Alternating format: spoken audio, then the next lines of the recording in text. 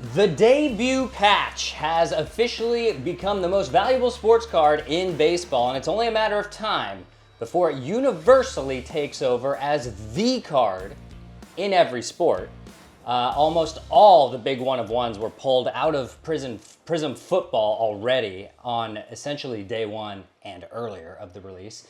The Ohtani 50-50 one-of-one, signed, sealed, and delivered officially. All of that and more on this week's episode of The Hobby Headquarters. Thanks for joining us. As always, I'm your host, Mr. Hollywood. That's Joe Nasty to my right. And welcome back into the Hollywood Rip Studio. Let's start it off on the debut patch foot because it is official. Debut patches are absolutely insane, and the debut patch is officially the king of cards as far as I'm concerned. Prices have absolutely crushed, and I mean obliterated, the prices of their first Bowman autograph superfractor counterparts. Jason Dominguez was pulled just the other day, by the way. We've seen a few sales of the big names so far on these debut patches. Junior Caminero's debut patch sold a couple of weeks ago for $66,000. His first Bowman autograph superfractor did $34,000. The big news, Jackson Churios was pulled last week, I believe, and it has already sold on Fanatics Collect for $105,000. Pretty hefty. As we all know, Paul Skeen's first Bowman autograph superfractor did like $120,000 earlier this year, and then was sold again for like 80-something thousand or 90,000. And his debut patch is still somewhere in this product. It's floating around out there and has these bounties that totaled over $1 million. Once these cards, and we talked about it a little bit a couple weeks ago, but once these cards go into the NBA and the NFL, forget about it. This will be the biggest parallel ever introduced into sports cards, the debut patch. Yeah.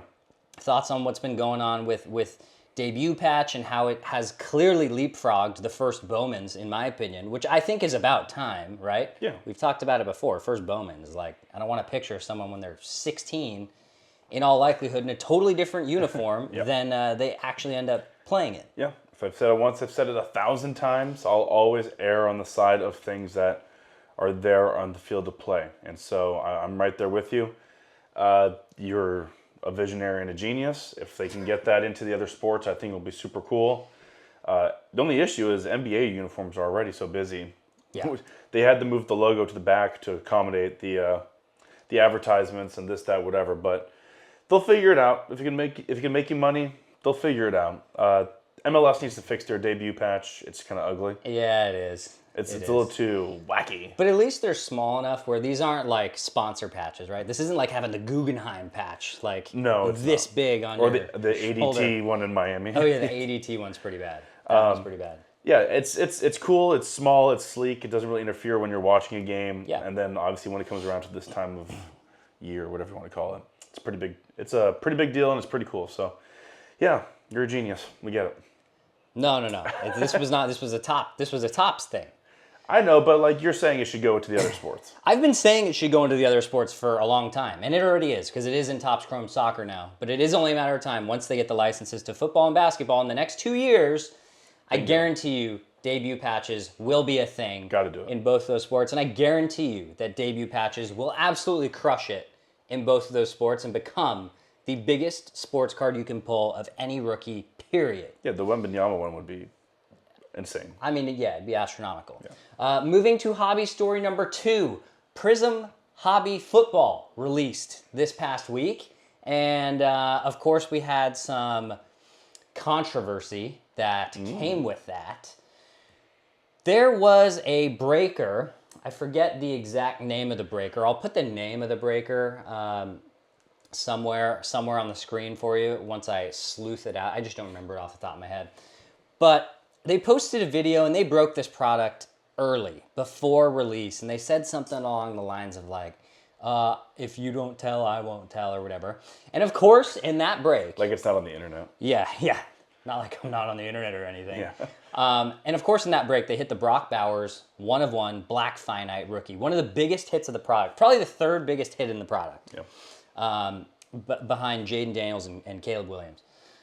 It obviously took a huge hit away from the product before the product even releases.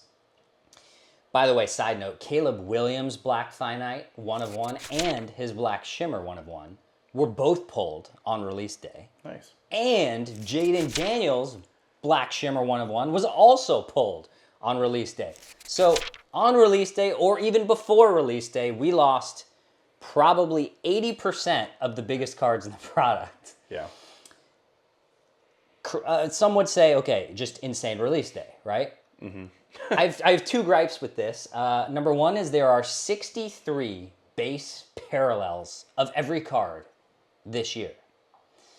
I'm kind of concerned with that if we kind of continue down that road in the hobby, right? I mean, at that point, if there's 63 parallels of every card, even if it's numbered to like 350 or 450, like who cares?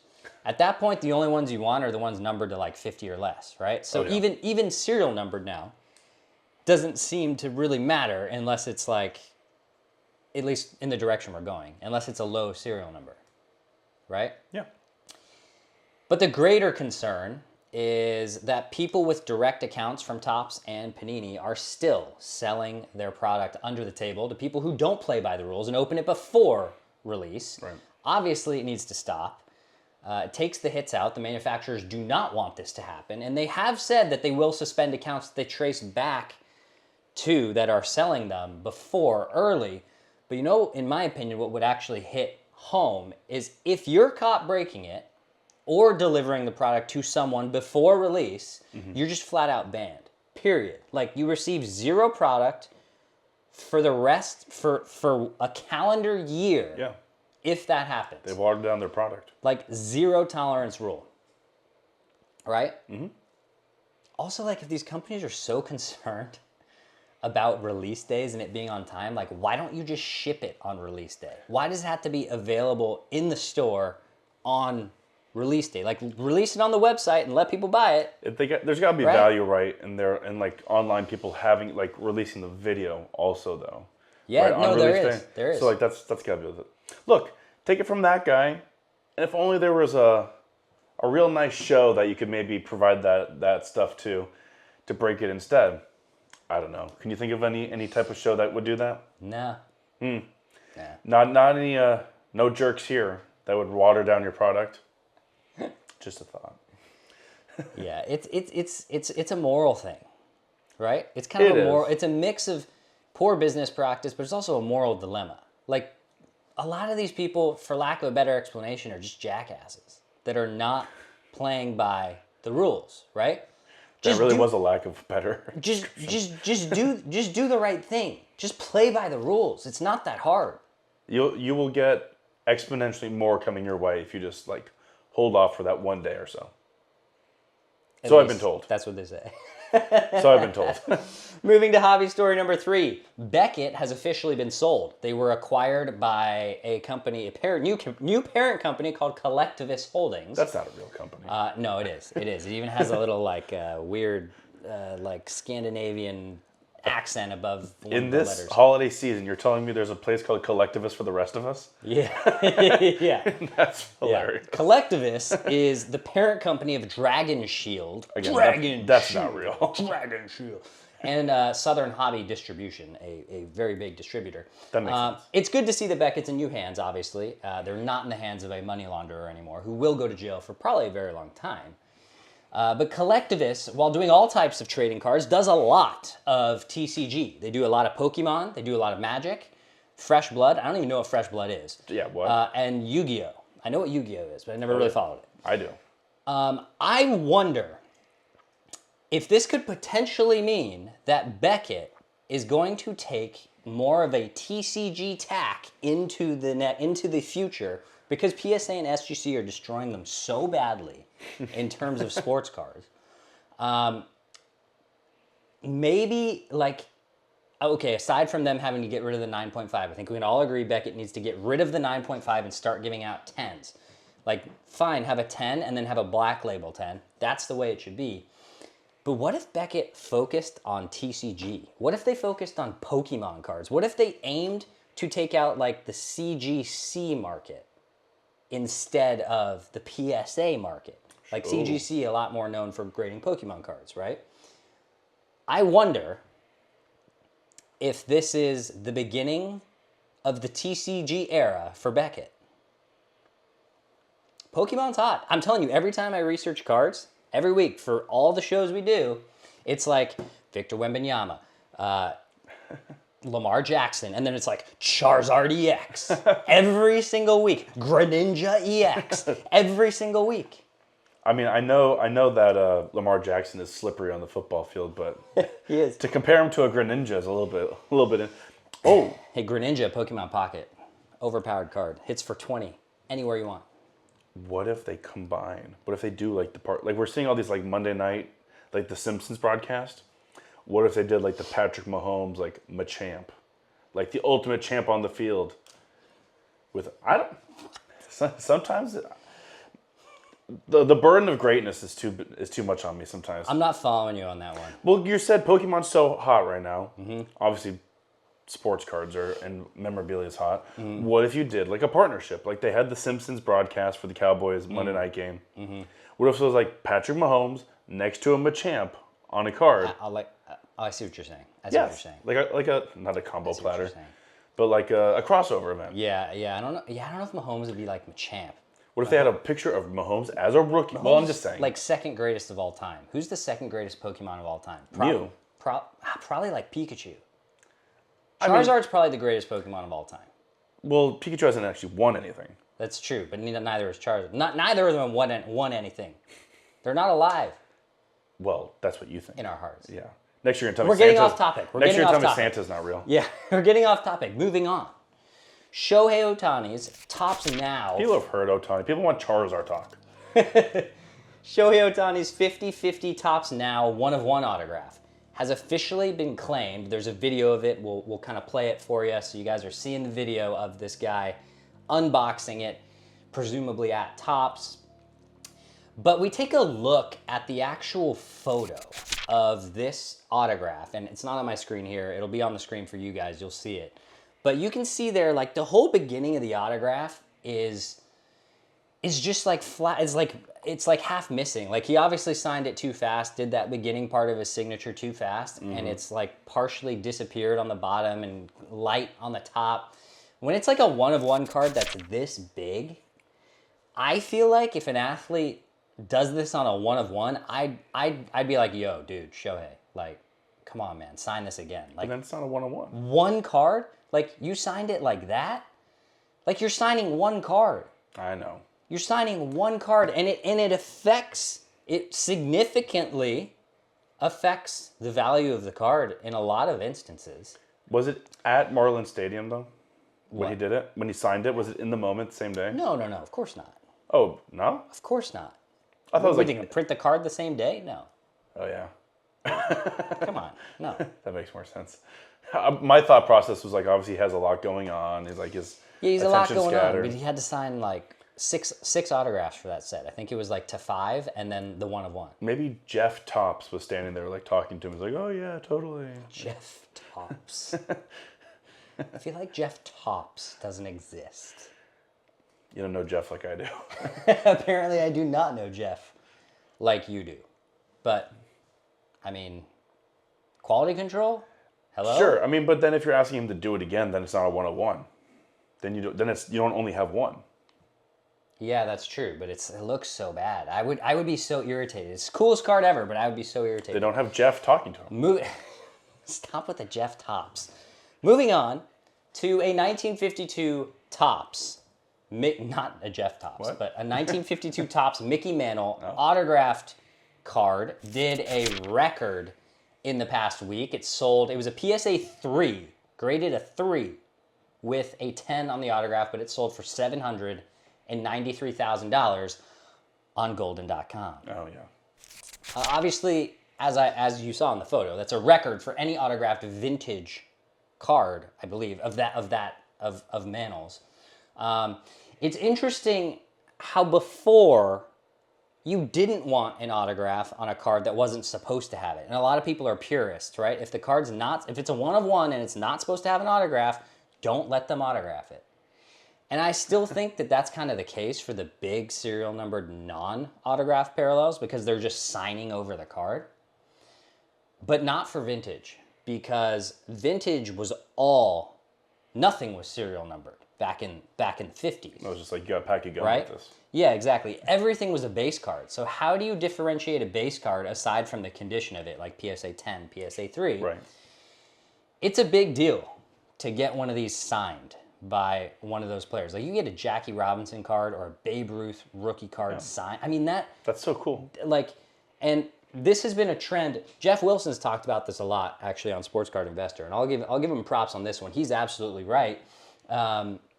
That this has been a trend that was bound to start increasing a lot, is signed vintage cards because they're just so extremely rare in most cases. And yeah, I think they should be selling for more than base versions, even if they are autographed. Yeah.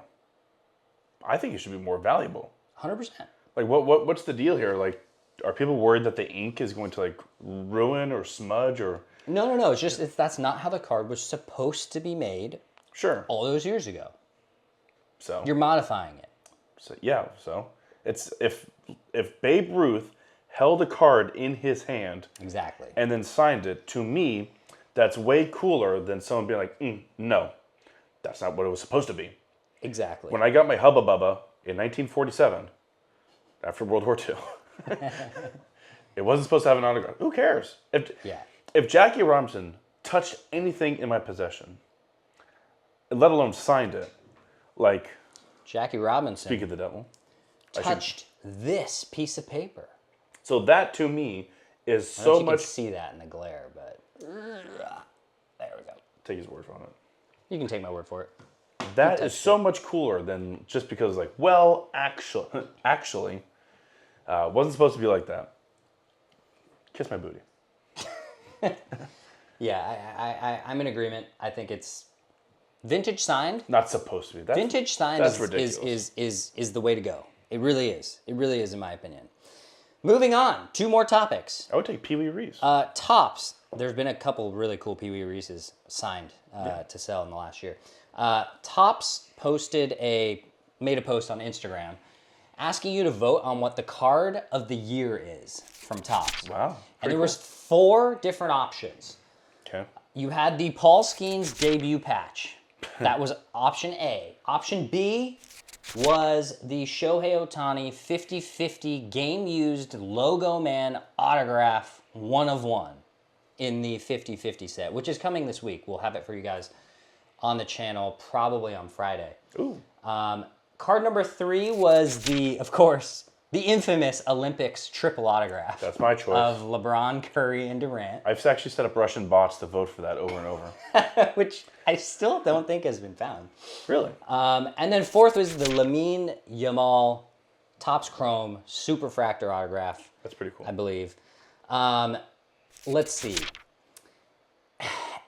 Well, I think we can both agree. I think we can both agree on 2 things. Number 1 is that I think we'll all be laughing that the Paul Skeens debut patch was even in this conversation in like a few years from now. You think so? Yeah, when he's recovering from his first Tommy John. Oh. Yeah, absolutely. Number 2 is, okay, well, I'm biased and I don't watch soccer. So I could actually see a lot of people voting for the Lamine Yamal one. Right.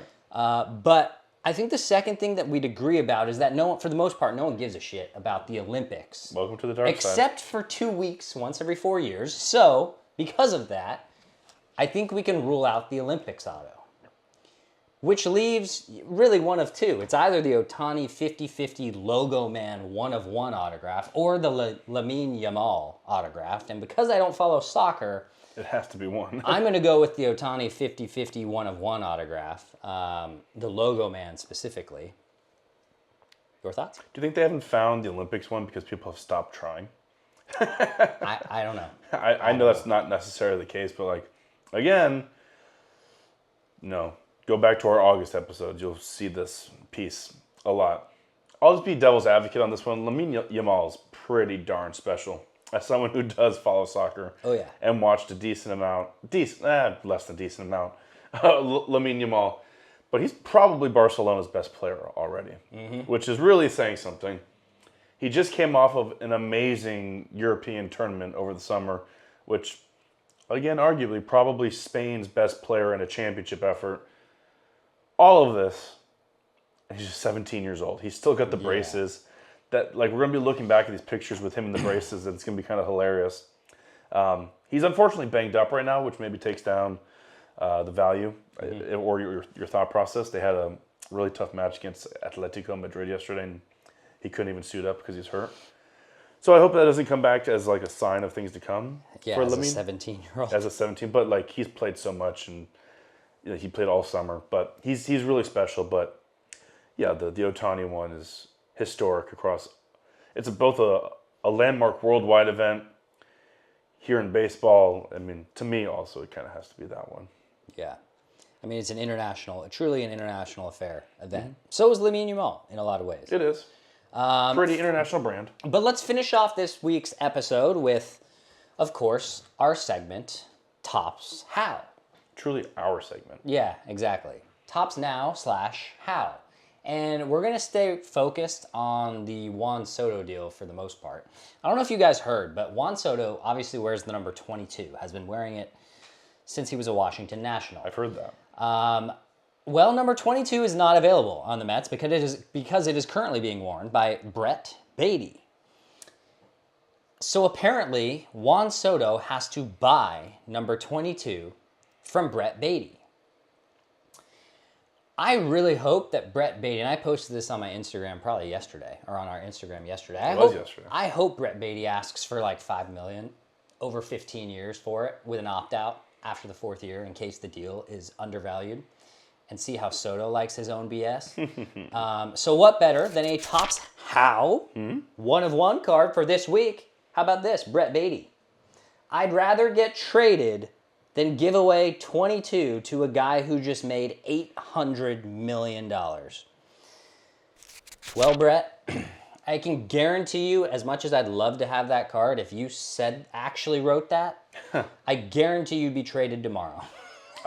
I personally think he might be regardless. He could be. Unless they need to either spend $400 or $500 more million to make this team competitive, or trade prospects for proven talent. And unless they move Vientos over to first base, I don't think there's really a spot for Well, I think that's the Baty. plan anyways, right? Pete Alonso's just sitting there like, please, sign me. They don't want to give him $200 million. No, they don't. No one wants to give Pete Alonso $200 million. Talked about it last week. Who could have seen that coming? Yeah, shocker. But that'll wrap things up for us on this week's episode of the Hobby Headquarters. Hope you enjoyed this week's show. If you did, don't forget to like, comment, and subscribe to the channel down below. It really helps. If you already did, you're basically a legend. You fam. Yeah. So until next time, I'm Mr. Hollywood. That's Joe Nasty. We'll see you tomorrow at Hot in the Hobby. Hollywood out.